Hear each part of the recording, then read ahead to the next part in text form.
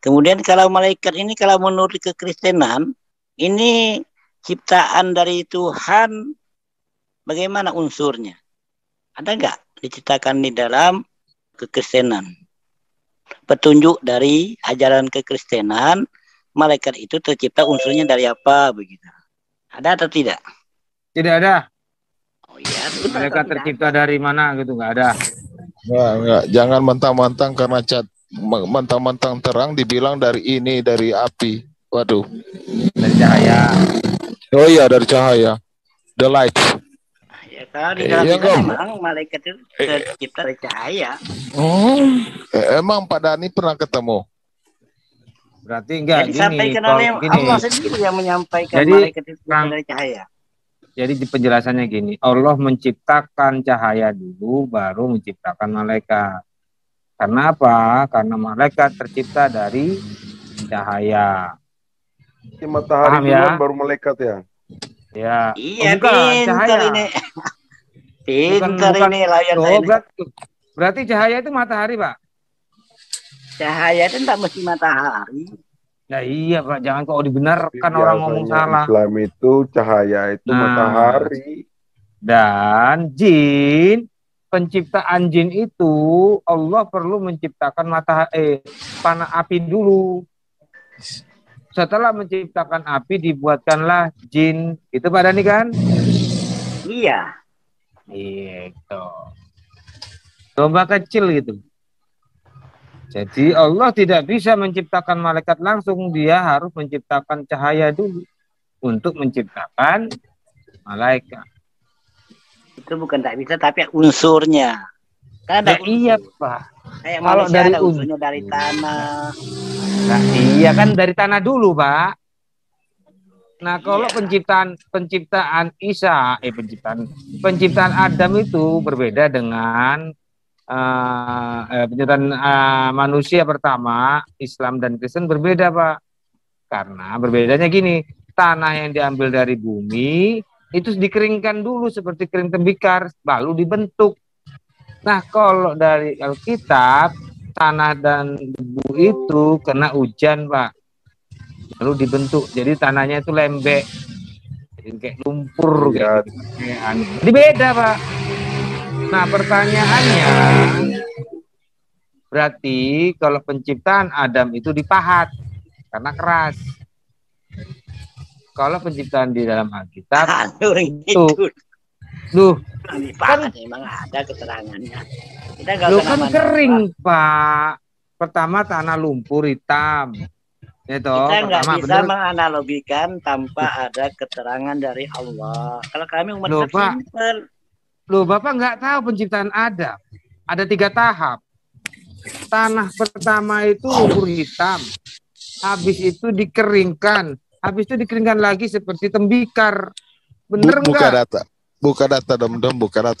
Biar dilihat pada buka data. Iya, itu data itu kan pendapat orang. Pendapat bisa saja. Susah bro, walaupun ada hadisnya bro, percuma bro. Gurunya nggak ngajarin. Mana itu dia harus jadi itu nomor 2 yang penting si guru. Waduh, emang guru bacaan guru nggak Pak Dhani udah Pak Dhani mau nanya apakah guru punya bacaan khusus gitu? Setiap guru itu kan punya literatur, punya guru. Kenapa nggak ditulis Pak Dhani? Jika sanad itu benar, ayo. Ada yang ditulis, ada yang secara oral, ada yang ditulis, ada yang secara oral. Contoh di mana keberadaan manuskrip misalnya Zaid bin Thabit, kan nggak ada catatan. Tetapi secara oral kami tahu. Jadi begini Pak Dhani, kan kita yakin Pak Dhani manusia itu gak luput dari kesalahan. Pertanyaannya Pak Dhani, kok Pak Dhani yakin kalau itu gak ada yang salah perkataan guru? Gimana itu Pak Dhani? Ya, kita kan ada perbandingan guru satu. Kita kan bukan cuma satu guru. Dari beberapa jalur, misalnya dari kakek nenek moyang saya, dari guru yang sebelah kanan, sebelah kiri, sebelah atas, sebelah bawah. Kita kompromkan ternyata satu arah. Ya sudah, selesai. Apalagi? Simpel kan dalam Islam? Simple, gak ada anunya. Nah, coba apa yang kita bahas biar gak simple. Ciptaan manusia sudah saya sampaikan, apalagi terbuat dari tanah. Kalau kau penciptaan ada manusia aja nggak tahu, kau kata kau simple. Ya kata Allah, Allahu alam jawabannya. Nah, kata Allah katakan diciptakan dari tin, dari tanah. Terus? Nah, udah. Oh gitu aja. Wah, Iya. ayatnya. Waduh. Tunggu ya. Bukan data dong. Oh, kalau dataku terlalu komplit. Nanti dibilang ini enggak. Aku cari yang Qur'annya. Ada di Qur'an itu. Iya, benar. Datanya dari Al-Quran dengan hadis. Iya, dari Qur'an aja kok nggak percaya. Dari tanah. Nggak percaya gimana? Tanah hati-hati pada dari tanah. Ya tanahnya seperti apa diapakan? Pada nih. Diceritakan itu. Buka aja Al-Qurannya dari apa? Ya, buka dulu ya. Pak Dhani ini di live loh, Pak Dhani, ntar Pak Dhani diprotes loh. Pak Dhani nggak hafal, nggak ada. Iya, Pak Dhani bukan berdasarkan buku sih, berdasarkan guru. Ya, kalau buku itu kan sebatas pengetahuan kita. Nanti kita kompromikan dengan pendapat guru-guru kita yang bersama. Kan ada literaturnya. Kalau di pondok itu kan jelas. Oh. Iya. Loh. Oh. Dari guru saya, dia belajar dari guru ini. Guru ini belajar daripada Imam Syafi'i, nanti Imam Ghazali dan seterusnya sampai ke Rasulullah. Pak Dhani. Gitu. Tanah kering kita. Pak Dhani. Imam Bukhari katanya punya guru 1.700, Pak Dhani. Bener nggak sih? Maksudnya? Imam Bukhari itu mempunyai guru 1.700 guru katanya. Betul nggak? Dia bukan 1.700 guru. Guru dia kan termasuk Imam Hambal. Itu guru dia. Imam Malik itu guru dia juga. Enggak sampai ribuan. Tapi yang ada loh yang Ustadz yang ngomong gitu. Dia bertanya kepada orang-orang yang menceritakan tentang Nabi. Diambil ditulis. Itu bukan guru. Itu namanya sanad. Loh, tapi ada ustadz-ustadz yang ceramain bahwa dia berguru 1.700. Ya, kalau pendapat orang ya silakan, karena bukunya nulis gitu. Namanya pendapat, silakan.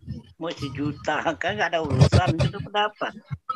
Buku itu salah karena nggak berdasar gurunya Pak Dhani. Kayak Pak Dhani ya. Jadi kita yang penting dalam Islam itu kan kalau berguru itu harus bersanad, paham nggak? Oh. Harus berkesinambungan itu lah, apa namanya bahasanya ya? Kalau bahasa Indonesianya itu berkesinambungan lah dari guru ke guru, dari sampai ke Rasulullah. Itu namanya bersanad.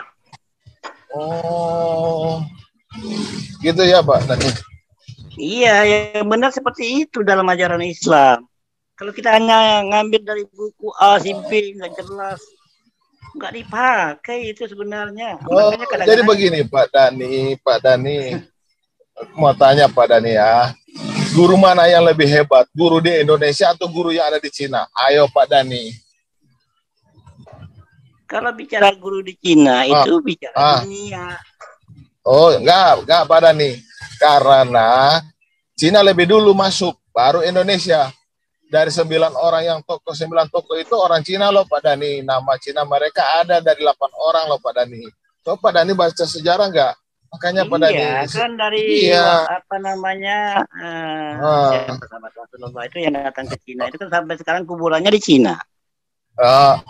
Terus yang di Rusia gimana? Yang di Uni Soviet gimana? Itu kuburnya siapa? Yang dikunjungi oleh Soekarno. Ayo Pak Dhani. Pak Dhani kalau bicara sejarah belajar dulu Pak Dhani. Ya silakan Anda yang ingin mengetahui sejarah silakan. Kami kan bicarakan masalah Salah orang Pak Dhani ya. Akidah, keyakinan, ajaran Islam. Loh. Sama enggak ajaran Islamnya di Indonesia dengan di Cina, kemudian di Eropa yang Anda sebutkan. Lagi enggak jalan GPS.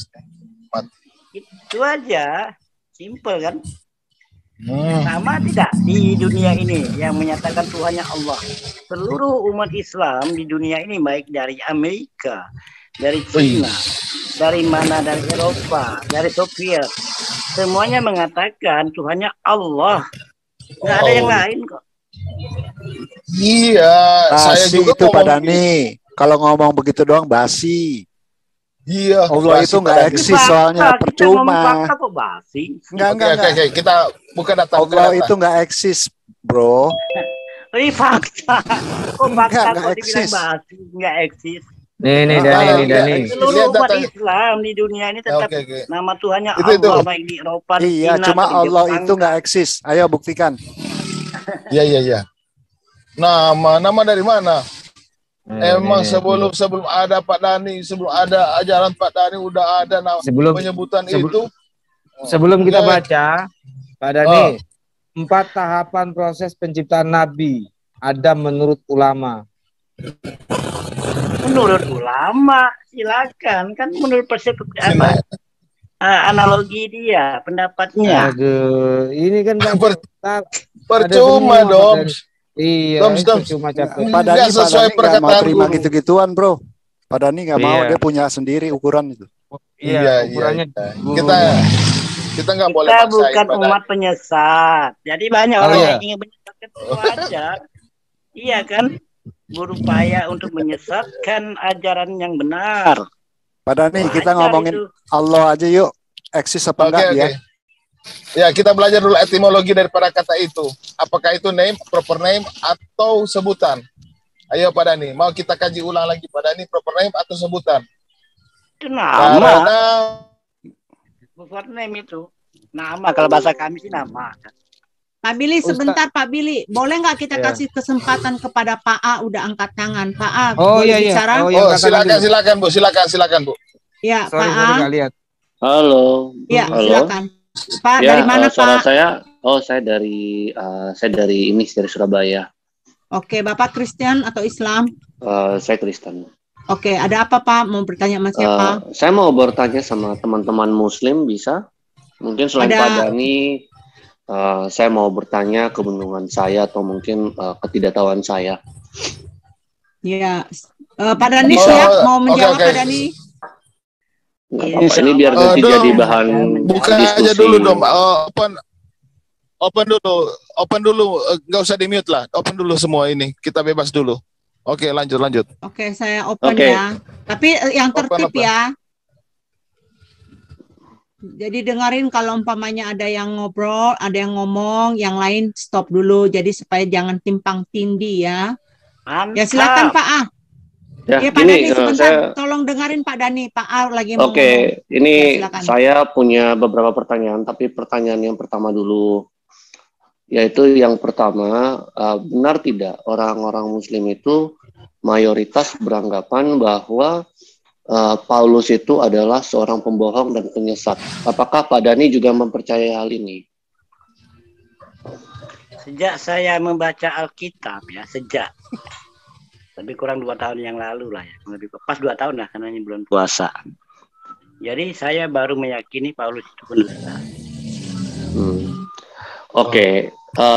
Pertanyaan saya Pak Dhani ya, pada saat Paulus itu masih hidup ya, ajaran-ajaran Paulus itu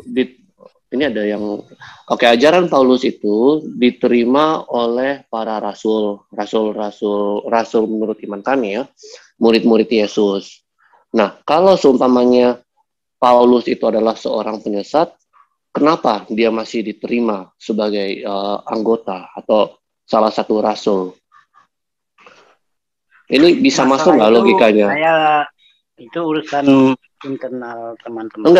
Enggak bisa gitu. Jadi begini, nggak apa-apa. Jadi kalau misalnya, ini kan saya mau berpendapat nih, kita coba berpikir rasional. Misalnya ada salah satu sahabat Nabi yang ajarannya itu menyesatkan, misalnya. Dia tidak, hafalan Qur'annya itu dia sisip-sisipkan sendiri. Tapi masalahnya pada saat itu hafalannya itu diterima oleh sahabat-sahabat lain. Apakah dia bisa disebut sebagai seorang penyesat? Nah itu kita coba berlogikanya di situ dulu. Saya pengen tahu pikiran orang Muslim ini selama ini gimana. Iya, ada sahabat Nabi yang penyesat, yaitu Musa al-Kadzab. Itu kan penyesat, itu kan sahabat Nabi juga. Karena betul, tapi kan akhirnya kan dia tidak diterima di dalam, dia kan dikeluarkan ya, benar tidak? Dia tidak dibiarkan untuk menyesatkan umat, benar kan? Benar sekali. Nah, jadi itu juga kasus yang sama yang saya pengen tanyakan kepada Paulus ini. Kalau seumpamanya Paulus ini dianggap penyesat, kenapa pada saat itu dia dibiarkan untuk mengajar, bahkan menjadi salah satu rasul? Dia diterima loh. Dia ajarannya diterima loh oleh murid-murid Yesus. Oke, boleh saya namanya? Boleh, nggak apa-apa. Pengetahuan saya selama 2 tahun. Ya, saya baca. Saya belum pernah melihat Paulus itu bertemu dengan Yesus waktu dia masih hidup. Belum ada saya mendengar dan membaca di dalam Alkitab.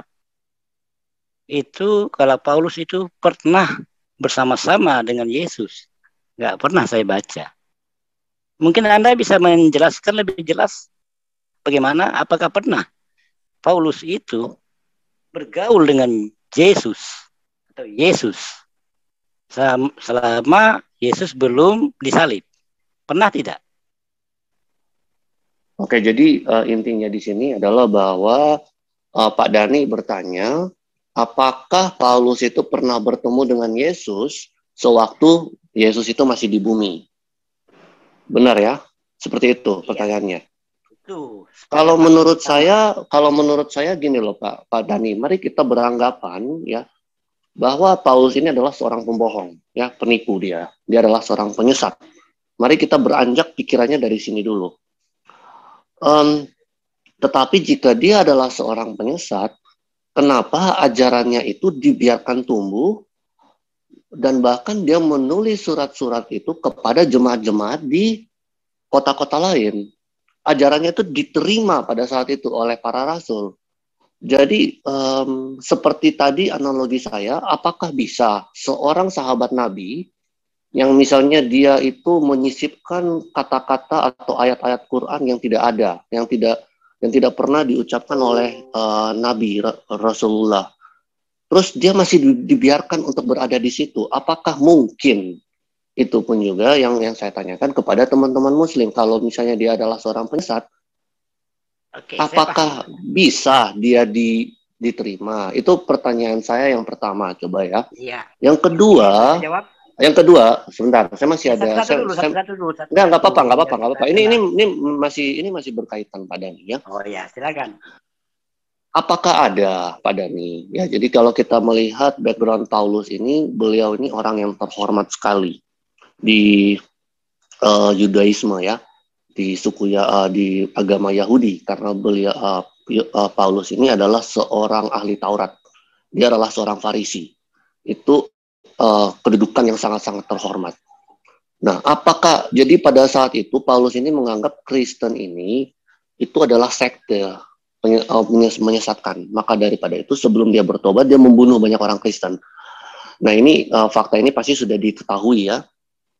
Nah, apa iya ada seorang penipu yang rela meninggalkan kehormatan itu, masuk ke dalam sesuatu yang pada saat itu dianggap sekte, dan untuk ditindas dan dipenjara? Apakah ada penipu seperti itu? Kalau ada, tolong sebutkan satu namanya.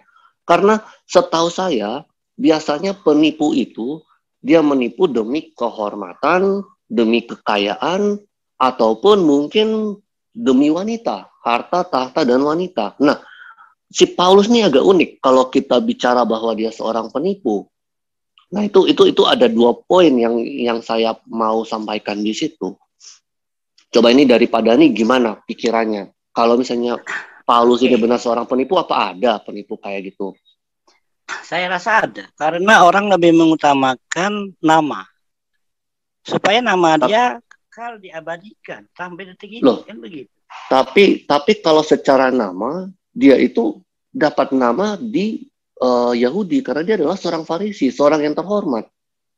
Dia lebih mendapatkan kedudukan di situ. Untuk apa dia pindah, dihina, ya kan, dipenjara? Untuk apa? Ya cari nama, makanya nama yang lain kan tenggelam semua dari 12 murid Nabi Yesus itu yang saya baca itu enggak. Yang tampil adalah Paulus. Enggak. Kita tetap itu fakta loh. Enggak. Kita mengakui semua rasul-rasul yang ini yang ada.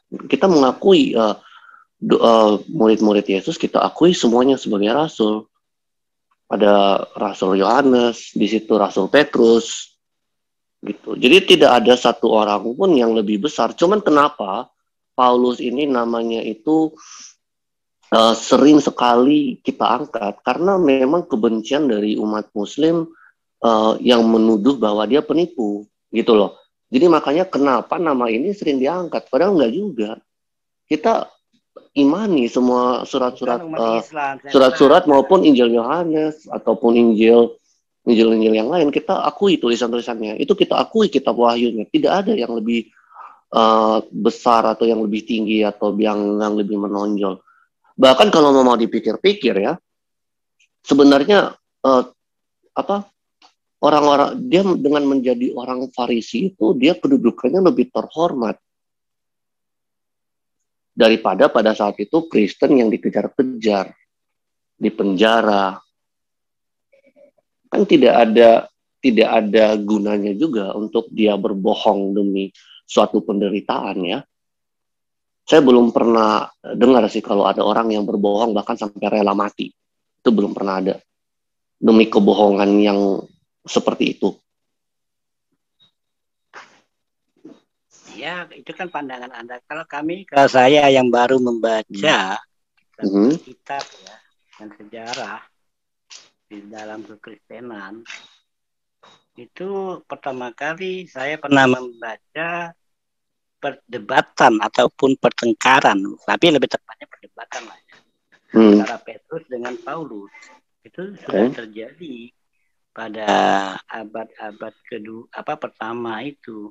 Itu kalau boleh tahu pertengkarannya itu mengenai apa?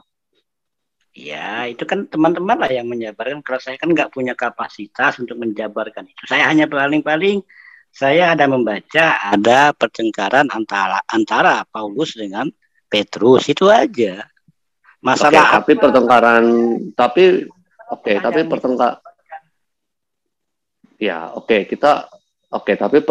itu setahu saya bukan sesuatu yang bersifat teologis, Pak. Ya itu kan semuanya bicara tentang tuntunan. Boleh dijelaskan lagi, Pak, tuntunan maksudnya apa? Ya, tuntunan dari Yesus itu apa? Ya kan? Yesus mengatakan tetap mempertahankan Taurat, Paulus nyatanya membatalkan. Enggak. Tidak membatalkan, Pak. Dia tidak membatalkan. Baca ayatnya lah. Boleh itu sebenarnya ayat yang sering diangkat oleh polemikus ya. Cuma memang itu salah satu faktor utama itu. Ada yang boleh bisa jawab nggak itu? Ini gimana? Soalnya saya juga lumayan capek ya kalau kita beloknya lagi ke itu. Tapi makanya saya bicara tadi. Saya bicara sedikit dulu. Siap. Jadi sebenarnya pernah saya debat dengan para kaum muslim bahwa saya mengatakan bahwa Islam tidak paham apa yang dimaksud dengan Taurat. Di dalam perjanjian lama, di dalam kitab itu kita memang ditulis dalam lembaga Alkitab Indonesia hukum Taurat. Tetapi di dalam terjemahan bahasa Inggris atau terjemahan asli itu hanya menulis hukum. Nah, ketika Yesus mengatakan, aku datang bukan untuk meniadakan hukum, tapi untuk menggenapi, hukum yang mana?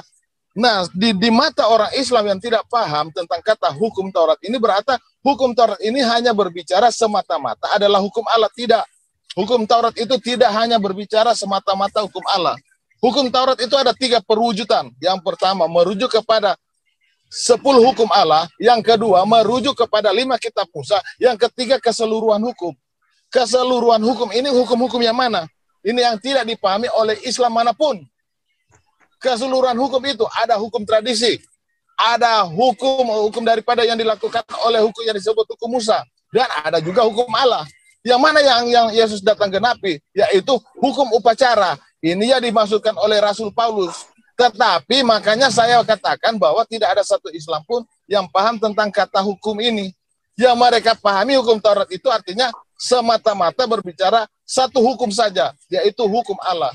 Itu dia sampai mereka terbelenggu dalam kebodohan. Itu masalahnya. Seperti pada ini. Sorry, Bu. Setahu aku, Taurat itu bukan hukum, tapi kitab. Jadi tidak pernah umat Islam mengatakan Taurat itu adalah hukum, tapi kitab.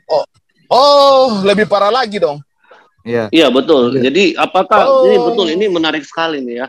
Karena saya sempat di mana nih Pak Dani nih? Pak Dani masih ada nggak? Oh ya. Jadi ini menarik sekali Pak Dani. Saya pernah itu diskusi sama teman muslim juga, dan saya tanyakan hukum Taurat yang mana yang dibatalkan. Dia sendiri kebingungan. Dia cuma bisa ngomongnya apa? Sunat. Itu aja yang dia bisa ngomong. Terus apa? Makan babi. Cuman itu doang. Padahal sebenarnya di dalam kitab Taurat itu, ya, di sana juga ada satu upacara itu namanya tuh upacara persembahan persembahan korban. Itu pun juga tidak dilakukan oleh persembahan korban. Itu pun juga sampai sekarang bangsa Israel itu atau bangsa Yahudi ini tidak bisa melaksanakan ini. Nah, yang dimaksud dengan penggenapan ya itu. Jadi kita sudah tidak perlu lagi mempersembahkan korban, bait suci itu harus ada, bait Allah itu harus ada. Itu udah nggak perlu lagi setahu saya, karena semuanya itu sudah digenapi. Nah, makanya kita di agama Kristen itu tidak ada yang namanya penyempurnaan. Yang kita katakan itu adalah penggenapan. Ini beda sekali dengan penyempurnaan ya. Yang kita sebut itu penggenapan. Kalau semuanya juga nggak ada, Bu. Iya, jadi yang kita sebut itu adalah penggenapan. Makanya kamu nggak pernah lihat satu orang Kristen bilang Injil itu menyempurnakan Taurat. Enggak, kita menggenapi. Itu kata yang lebih tepat. Gitu loh. Nah, jadi coba Pak Dani, kita back to Paulus. Enggak, penggenapan itu artinya kalau di dalam bahasa Inggrisnya itu fulfillment ya, berarti terjadi. Itu apa itu ya? Nah, ini dia nih, di dalam umat agama Islam sendiri tidak ada konsep nubuatan. Jadi mereka pun bingung apa yang maksudnya genap itu apa? Apakah ada yang namanya ganjil? Jangan bilang di dalam Islam nggak ada nubuatan. Nggak ada. Jadi gini loh Pak, kalau sesuai, itu kan nyontek dari agama Kristen Pak. Lah, Nabi Isa akan datang. Itu nyontek dari Kristen. Itu nyontek dari Kristen Pak. Gini Pak, jadi gini Pak, dua agama sebelumnya itu Kristen sama Yahudi. Yang beriman bahwa Mesias itu akan datang kembali, itu cuma orang Kristen Pak. Itu cuma orang Kristen yang beriman seperti itu. Jadi itu nggak mungkin diambil dari orang Yahudi. Mereka berpikir Mesias itu belum datang. Yang cuman orang Kristen itu yang berpendapat bahwa ketika kiamat nanti, akhir zaman, itu Yesus akan datang kedua kalinya. Walaupun di dalam cerita itu beda-beda ya, ada yang menghapus jizyah, membunuh babi. Tapi kita ada kesamaan, yaitu Yesus akan datang kedua kali. Gitu. Nah, jadi kita saya rasa gini. Mau yang benar itu pasti sama. Nah, Berarti Pak Dhani, saya berkesimpulan bahwa Pak Dhani sendiri kebingungan dengan pertanyaan yang saya kasih. Karena kalau kita anggap... Nggak bingung lah. Enggak. Begini Pak Dhani, boleh nggak Pak Dhani? Kalau Pak Dhani simpulkan, enggak gini. Oke lah, bisa nggak Pak Dhani bicara kalau sebenarnya, kalau seumpamanya Paulus itu sudah diterima ajarannya pada saat zaman-zaman Rasul ya, apakah Pak Dhani berpendapat bahwa Kristen itu telah disesatkan sejak saat itu juga? Jadi sejak awalnya Kristen muncul itu sudah sesat? Kalau saya sih ya nggak tahu, ini saya kan baru mengenal Alkitab, baru mengkaji dan mempelajarinya. Setahu saya sebelum ada Paulus itu umat Nasrani itu masih bagus kok. Makanya dia ditindas oleh bangsa Romawi. Dia kan umat yang terjajah. Umat Yahudi itu umat yang terjajah, dikuasai oleh penjajah. Makanya ajarannya kocar-kacir karena terkontaminasi dengan kepentingan penguasa. Coba Anda baca aja sejarahnya. Ya kan enggak ada kerajaan Yahudi itu yang bisa berdiri sendiri setelah kedatangan Yesus. Enggak ada. Beda dengan Islam, berdiri kokoh sampai detik ini. Itulah kita bisa menyatakan agama Islam itu masih murni dan terjaga. Karena kekuasaan itu sangat menentukan. Bukan dikuasai oleh penjajah. Jadi gini Pak. Oke, ini coba gini Pak. Karena Bapak tidak bisa menjawab pertanyaan saya, apakah penyesatan agama Kristen itu, yang pertama, apakah penyesatan agama Kristen itu sudah dari awal kemunculannya? Yang kedua, kalau Paulus adalah rasul palsu, enggak. Kalau seumpamanya, saya perhatikan, saya bilang sejak Paulus. Oke. Yang kedua, kalau seumpamanya Paulus itu adalah rasul palsu, ya, kenapa ajarannya itu diterima pada saat itu? Bahkan dia diterima sebagai salah satu dari rasul-rasul pada saat itu. Iya, karena dia kan penguasa juga. Enggak, dia bukan penguasa, Pak. Dia dikejar-kejar. Dia tuh aduh. Iya, itu panglima. Ini Pak Dhani. Orang hukum lagi, orang pintar lagi. Ya dia kan memang orang terpelajar. Lukas juga orang terpelajar. Dia kan panglima juga kan, membasmi para orang Kristen Nasrani. Dia bukan panglima, Pak. Dia cuman orang ahli Taurat itu yang benci sama kekristenan karena dianggapnya ini sekte yang menyesatkan. Gitu aja. Intinya tuh kayak inilah. Nah, begitu Pak Dhani. Jadi Pak Dhani sendiri ini kelihatannya kebingungan. Hah? Yang bingung tuh Anda yang menjawab yang kebingungan ke orang lain. Kalau Pak Dhani nggak kebingungan, dia mah udah murtad, maklumin aja. Pak Dhani ini masih bingung-bingung, biasa umat bingung. Apa ya? yang bingung? Nggak ada lah umat Islam bingung. Lah. Nah. Pak Dhani kebingungan, tuh orang gelap Pak Dhani. Kalau gelap itu nggak bisa lihat terang Pak Dhani. Yang jelas di dalam Al-Quran mengatakan la raiba fihi hudal lil muttaqin. Al-Quran itu tidak ada keraguan setitik pun di hati umat Islam bagi orang-orang yang bertakwa dan beriman.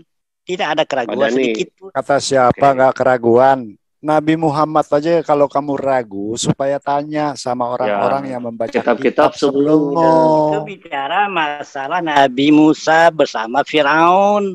Loh, Muhammad. Nabi Musa Firaun yang dinyatakan Allah akan mengabadikan jasad Firaun. Muhammad kan kebingungan, kata Allah. Kalau kamu bingung dalam kebimbangan, tanya. Nah, kalau bimbang iya. Iya. Nah, berarti pada saat itu ya Kristen masih ada yang benar, Pak. Kitab Injil itu masih ada yang palsu, yang asli. Loh, tapi kan menurut enggak. Nah, itu dia. Jadi begini, Pak. Pak, menurut logika Anda, Kristen itu sudah disesatkan sejak abad pertama. oleh Paulus. Tetapi kok bisa di abad ke-5 ke-6 itu masih ada Kristen yang benar? Iya, kan ada yang lari, kan dikejar-kejar. Ini kan pelarian. Karena di dalam sejarah Islam, umat Nasrani, umat pengikut Nabi Isa itu yang namanya Hawariyun, itu selalu dikejar-kejar oleh penguasa. Makanya dia lari ke Baghdad. Termasuk Paulus dikejar-kejar juga, di penjara, dihina. Itu sejarah, Pak. Dia dari penjara ke penjara, Pak. Dia dituduh, dia ditindas. Baca Nero.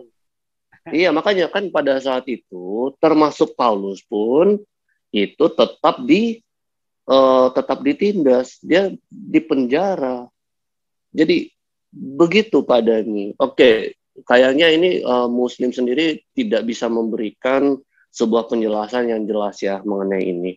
Saya ke pertanyaan berikutnya. Muslim menjelaskan ajaran Anda kan tidak mungkin. Tapi nggak bisa. Saya kan baru. Kalau saya untuk menjelaskan ajaran Anda nggak punya hak, nggak punya kapasitas. Betul. Itu saya setuju.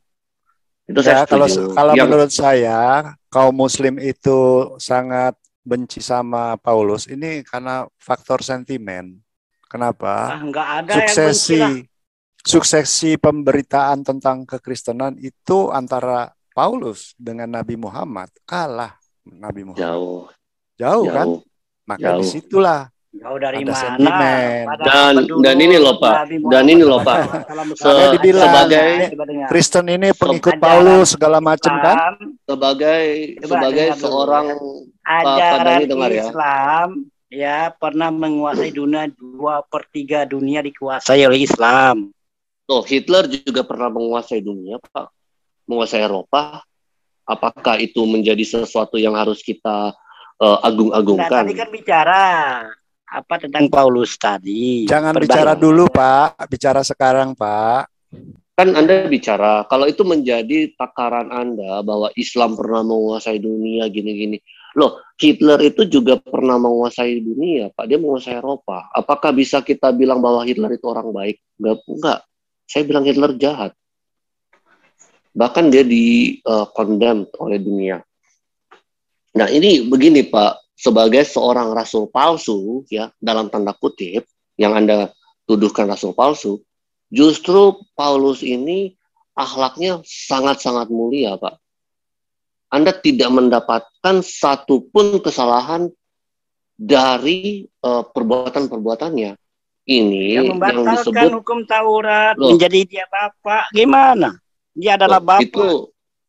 Oke, anggaplah Pak Dhani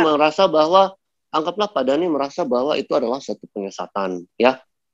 Tetapi, ya Pak Dhani ya, kita tidak melihat dia berbuat jahat, Pak Dhani. Saya tidak membaca Paulus itu kayak membantai orang, menggauli anak kecil misalnya, atau apa, itu tidak ada. Ya, membantai orang ngerti masalahnya. Membantai orang Yahudi gimana sih? Pak Dhani, Paulus itu bukan membatalkan hukum Taurat, nggak pernah dia sendiri disunat kok, gimana? Tapi masalahnya Pak Dhani-nya nggak ngerti tentang hukum Taurat itu sendiri. Pak Dhani jangan ketawa, Pak Dhani. Pak Dhani gini ya, Pak Dhani ya. Ini yang poin yang sebenarnya orang-orang Islam juga tidak paham. Orang Farisi itu paling mengagung-agungkan Pak Dhani. Mereka angkat tinggi-tinggi hukum Taurat itu. Mereka hafal titik komanya. Itu orang yang budak itu gimana? Loh, iya. Karena itu Yesus enggak benar. Saking angkat hukumnya tinggi-tinggi, ya, hukum Taurat tinggi-tinggi, mereka itu malah munafik. Mereka hafal titik komanya. Tetapi mereka, jadi itu loh inti saya loh. Jadi si Paulus sebagai seorang Farisi, itu dia itu sangat taat hukum Taurat, Pak. Bukan cuma taat dia, tapi ngerti hukum. Ngerti hukum. Itu Bapak tahu nggak kalau orang Farisi, jadi gini Pak, Gini Pak, Anda kalau di dalam umat Islam itu kan dibilang tuh ada menghafal kitab kan ya. Umat Farisi, orang Farisi ini menghafal kitabnya itu sampai huruf per huruf mereka tahu. Mereka tahu itu berapa huruf itu mereka tahu. Sampai dihitung itu huruf-hurufnya. Satu pun itu tidak boleh luput. Sebegitu ketatnya mereka. Ya. Itu bahkan sakit. Ini kenapa Yesus itu marah kepada orang-orang Farisi ya. Karena mereka itu saking sucinya hukum Taurat itu ya. Sampai kalau misalnya hari Sabat itu mereka nggak boleh kerja, bahkan nggak boleh tolong orang. Nah itu. Pak Billy malah keluar. Loh, siapa nih? Wah, Pak Billy keluar ya. Kepental mungkin. Nah, ini kita lanjut aja ya, Pak. Iya. Jadi mengenai hukum Taurat yang saya mau jelaskan di sini ya sebenarnya. Yang kata Pak Dani, Rasul Paulus membatalkan hukum Taurat. Rasul Paulus itu mengerti hukum Taurat ya. Dia orang Farisi kok. Kenapa dia tidak memberlakukan itu kepada bangsa lain? Karena memang orang-orang bangsa lain tidak hidup di bawah hukum Taurat. Tetapi bukan berarti orang-orang dari bangsa lain tidak boleh mengikatkan diri. Boleh saja, terserah. Apabila bangsa-bangsa lain mengikatkan diri di bawah hukum Taurat, maka dia wajib memenuhi semua tuntutan hukum Taurat. Nah, orang-orang Kristen yang diajarkan oleh Paulus adalah mengikut ajaran Kristus. Dia tidak lagi di bawah hukum Taurat, tapi di bawah hukum kasih. Maka dijelaskan, apabila kamu mengikatkan diri kepada hukum Taurat, maka kamu wajib untuk memenuhi semua tuntutan hukum Taurat. Ya. Kata siapa hukum Taurat dibatalkan? Tidak pernah dibatalkan. Hukum Taurat terus berlanjut sampai hari ini, sampai nanti kesudahan. Hanya saja Muslim yang tidak mengerti hukum Taurat. Dianggap mereka adalah pewaris pembawa hukum Taurat. Enggak sama sekali. Itu kan pernyataan dari Paulus sendiri, gimana? Betul. Bagi bangsa lain nggak hidup di bawah hukum Taurat, Pak. Makanya dijelaskan di situ. Tetapi apabila orang mengikatkan dirinya ke bawah hukum Taurat, maka ia wajib memenuhi semua tuntutan hukum Taurat. Iya, maka tidak akan mendapat karunia, kan begitu. Pak Dani melakukan hukum Taurat nggak, Pak Dani? Pak Dani melakukan hukum Taurat nggak? Kagak. Hukum Islam ada kok. Dari mana kan itu? Pak Dani sendiri tidak melakukan hukum Taurat. Terus Pak Dani menuntut, mengharuskan orang untuk melakukan hukum menuntut. Taurat. Ini benar kan? Ngapa saya nuntut? Jadi saya kan hanya bertanya tadi. Kita kan dialog. Pak Dani, ini saya pernah bertanya juga kepada teman-teman Muslim. Saya pernah bertanya juga kepada terpental ya Pak Billy ya, sebentar ya Pak Billy. Terpental ya. Ya, Bulin ntar kasih co-host sebentar. Pak Dani, saya. Pak Dani, coba tunjukkan kepada saya satu saja hukum Taurat di dalam Quran yang Pak Dani ikuti. Apa itu? Poligami.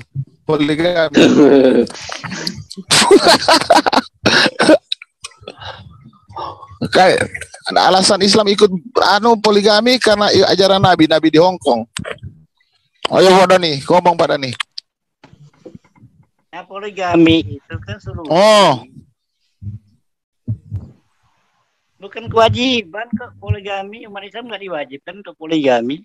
Fangkihu ma tabalakum minan nisa'i masna wa sulasa wa ruba. Fa in khiftum alla ta'dilu fa wahidah. Bukan diwajibkan. Nah, Pak Pento. Pak Dani, Pak. Pertanyaan berikutnya, Pak Dani. Pertanyaan berikutnya, ya. Iya. Selamat malam. Ini Pak Lok kena. Boleh saya sedikit bicara dengan Pak Dani. Silakan. Ya, begini, selamat malam semuanya. Pak Dani, begini loh. Paulus tidak pernah menggagalkan hukum Taurat atau yang disebut dengan Pak Dani itu menghilangkan hukum, tetapi Paulus tidak ada membatalkan hukum Taurat. Yang dibatalkan adalah hukum upacara ketika Yesus sudah datang, maka hukum-hukum upacara penghapusan dosa pada zaman bangsa Israel itu sudah dibatalkan karena ajaran Paulus. Karena korban sesungguhnya, Pak Dani tidak mengenal bagaimana korban yang dibawa, ya. Pak Dani cuma hanya mengenal waktu Lebaran Haji itu cuma bawa kambing bagi-bagi. Itu adalah kesalahan Islam yang menyatakan bagaimana pengorbanan domba pada bangsa Israel pada zaman dahulu. Yang sudah dibatalkan adalah hukum upacaranya, tetapi hukum Taurat digenapi. Ingat, digenapi, bukan dibatalkan. Makanya Islam selalu salah menerapkan. Karena Islam tidak mengenal bagaimana hukum upacara itu sendiri. Hukum upacara itu sudah dibatalkan karena domba yang tersembelih sudah datang ke dunia. Inilah yang Islam tidak pernah mengerti.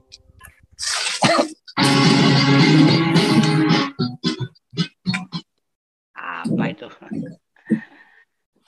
Umat Islam kan jadi hanya sebenarnya dalam konteks yang ada di dalam kitab Anda, baik itu di Efesus, ya kan, kemudian baik itu di Roma maupun di Galatia. Itu aja yang kita baca kok. Iya, itu dia dalam rangka menjelaskan kegenapan dari penghapusan dosa, di mana Kristus sudah menjadi domba sembelihan untuk penghapusan dosa. Itu penjelasan dari Rasul Paulus karena dia tahu hukum. Iya, itu kan berarti kan ajaran Paulus. Enggak, dia menjelaskan. Kita yang percaya Yesus sebagai penghapus dosa. Ya, bukan membatalkan. Justru menggenapi karena hukum upacara sudah tidak berlaku ketika Yesus sudah tersalib. Mati di kayu salib. Betul. Yes.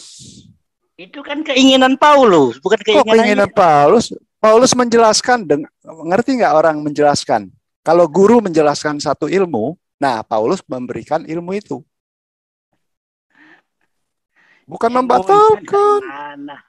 Kalau nggak ngerti, belajar lagi Pak Dani. Bukan ujuk-ujuk Lebaran Haji bawa kambing untuk disembelih dan dibagi-bagi. Itu adalah kesalahan tentang bagaimana penyembelihan. Muslim mau mengikuti tata cara Israel, bangsa Israel dalam hal membawa domba untuk pengakuan atau untuk menghapuskan dosa. Muslim itu salah. Kami tidak ada urusannya dengan Israel. Kami punya ajaran tersendiri. Ajaran tersendiri tetapi dari mana coba? Tetapi mencomot hal yang akhirnya diinterpretasikannya salah. Ajaran para nabi kan katanya untuk meneruskan ajaran para nabi kan. Nabi yang mana? Nabi Israel, bro. Yang jelas umat Islam mengikuti ajaran dari Nabi Muhammad Sallallahu Alaihi Wasallam. Dari mana? Ritualnya dari mana? Mengikuti nabi-nabi kan? Kami apa yang disampaikan oleh sang Nabi kami, yaitu Nabi Muhammad Sallallahu Alaihi Wasallam, itulah sumber utama kami. Kami punya sumber. Betul, sumber utamanya bersumber kemana ajarannya? Dari para nabi kan? Yang penting kami hanya mengikuti apa yang terserah. Ya nggak bisa gitu Pak Dani, sekolah lagi lah. Oh itu kan menurut Anda. Kami kan punya satu sumber aja. Ya udah nggak apa-apa, sekolah aja. Kalau Anda menggali sumber dari Paulus dan Anda mendapatkan satu kesalahan dari Paulus, maka Anda bisa mengatakan kepada saya dan saya menghilangkan iman Kristen saya. Tetapi kalau Anda tidak pernah mengkoreksi apa yang Anda ketahui dan pelajari, maka Anda adalah orang yang terbodoh di dunia. Ya nggak apa-apa, itu kan anggapan Anda. Faktanya kita lihat fakta. Jadi gini Pak Dev, sebentar kawan-kawan. Jadi aku kasih nasihat sama Pak Dani ya. Pak Dani ini sering kali mengambil kesimpulan tentang Paulus hanya mengutip secuil ayat tentang Paulus tulis. Jadi Pak Dani ini sama dengan semua para polemikus. Suka kalian mempelajari Alkitab memakai parameter Quran yang nggak nyambung. Karena kalau Quran itu 1, 2, 3 bisa satu topik. 4, 5, 6 beda topik. 7 beda topik. 8, 9, 10 bisa beda topik. Alkitab nggak kayak gitu. Alkitab itu punya latar belakang, punya pesan yang mau disampaikan di situ. Apalagi tulisan-tulisan Paulus. Petrus mengkonfirmasi bahwa tulisan Paulus itu bahasa orang tinggi. Karena Paulus itu seorang pendidik, seorang kuliahan. Jadi kegagalannya Pak Dani dan para semua polemikus muslim terletak di situ. Itu yang mau sampaikan. Jadi Pak Dani kalau mau belajar baca utuh dulu. Iya, kalau sebentar saya hanya sebentar dulu. Pak Dani stop dulu Pak Dani sebentar Pak Dani, tolong didengarin. Jadi, ya Pak Dani. Saya dulu Pak Dani waktu belajar yang namanya hermeneutik, minimal kita baca 10 kali dulu satu perikop itu. Baru kita nanti lari ke tafsiran dan lain sebagainya. Baca ulang-ulang sampai kita mengerti pesannya. Baru kemudian nanti kita lari masuk kepada konteks dekat. Konteks dekat itu artinya perikop atas dengan perikop bawahnya itu kita baca. Baru nanti perikop satu kitab. Baru konteks jauh, perbandingan ayat itu dengan ayat-ayat lain di luar daripada tertulis itu. Tapi hal itu tidak pernah kalian lakukan. Karena kalian pikir Quran itu, Alkitab itu seperti Quran. Itu bagaikan langit dan bumi Pak Dani. Itu aja mau aku bilang sama Pak Dani. Jadi selamat belajar untuk membaca dengan teliti dan baik. Iya, terima kasih. Jadi kalau kami di dalam silakan lanjutkan Bapak-bapak kawan-kawan semua. Ya, kami dalam Islam hanya melaksanakan perintah Allah dan Rasulnya dan menjauhi dari Allah dan Rasulnya. Kalau Anda itu nggak tahu. Sepertinya Pak Dan ini hanya pintar ngomong. Dari mana nggak tahu. Minta Allah dan Rasulnya dikatakan sama kalian. Kalau kalian ada keraguan tanya ahli kitab. Nggak pernah kalian itu bertanya kepada kita ahli kitab. Yang ada kalian justru memperkosa Alkitab kami.